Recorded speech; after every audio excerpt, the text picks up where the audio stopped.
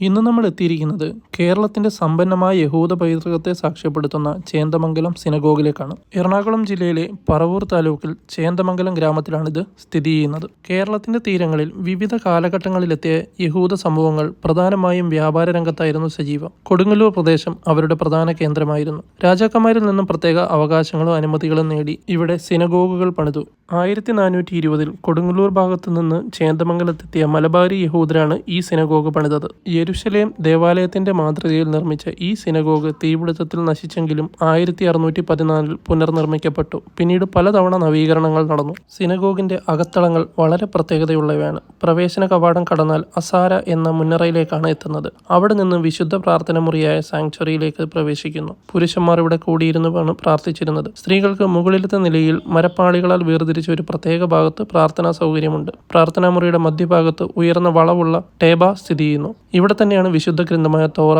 തുറന്നു വെച്ചിരുന്നത്. മുറിയുടെ അറ്റത്ത് ഹൈക്കാൽ എന്ന ഭാഗമുണ്ട്. അതാണ് ഈ സിനഗോഗിന്റെ പ്രധാന കേന്ദ്രം. അവിടെയാണ് തോറ സ്ക്രോളുകൾ സൂക്ഷിച്ചിരിക്കുന്നത്.